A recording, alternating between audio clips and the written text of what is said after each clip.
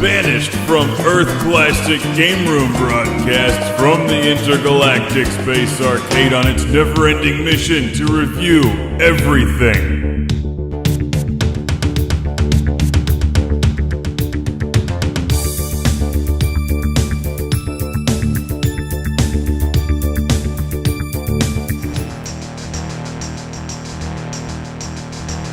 When I first saw the title for this game, I got really excited because I thought it was Captain Power. Remember the old TV show, which was amazing, but no, it's Jim Power. And a lengthy title I can't remember. The Lost Dimension in 3D. If you're up for a challenging game that's going to give you a seizure, this is it. Whoa, whoa, whoa, Space Harrier, anyone? It's Jim Power, The Lost Dimension in 3D. An ambitious game that tries to mash up just about every video game genre from 1993 into one game. And almost succeeds. Technically, it's impressive. The music is great, but I think they forgot that people would actually be playing it.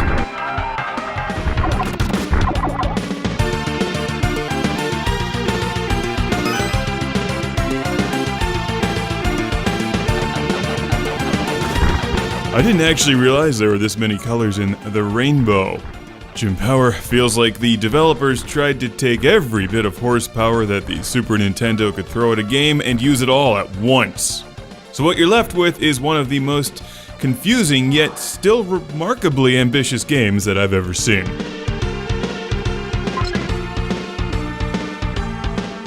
Immediately, as you can tell, the music is really good and fits the style of the game. We start out with level 1 here, which is basic platforming, except every single trap, door, and spike, and enemy attack pattern from every other game in existence is used all at once.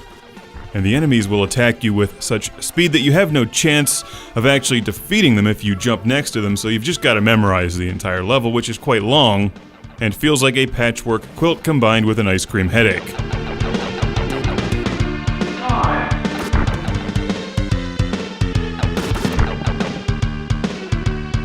So what we've got here is moving platforms over death spikes, arrows, fire, acid dropping from the ceiling dragons, enemies, and nearly impossible end bosses. And that's just the first level, it only gets harder. Hooray, we've escaped this madness and move on to the next level, which is like Gauntlet. And if you can get Jim Power through this one, you can make it to a spaceship level, which is harder than just about any spaceship shooter I've ever played in my life. So, whatever happened to Jim Power? My guess is that he never finished his own game and he's still stuck inside of the 3D dimension. It's been a while since I've played a game where it feels like you need to take Dramamine just so you don't get sick while playing it.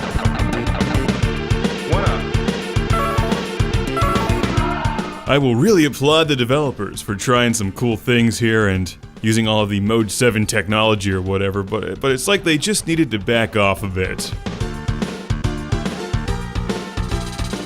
Just because you can do it doesn't mean you should. However, at the time I can only imagine this would have been impressive, at least visually. Frankly, I don't find Jim Power to be the most playable game out there, and also I am disappointed it's not Captain Power. I mean, you can't use the word power and not have it involve Captain Power in one way or another. A late 80s TV show inspired by aliens and other action movies from the time that you could watch with toys and accessories like light guns to play along with the show. Now we have Romans dropping death barrels on me or something. I'll tell you, this game is interesting. It's the kind of video game you might want to play once and then never see again. Unless you're up for an extreme challenge, because it's damned near impossible. But I do have to give a Classic Game Room shout out and thank you to Wesley from Burlington, Vermont for sending this to the show. Home of Ben & Jerry's. Fitting for a game that will leave you with an ice cream headache. So there you go, Jim Power. I like the ambitious nature of the game. I love the music. I just don't really care for playing it. It's on the Super Nintendo. Enter the 3D dimension, if you dare. No.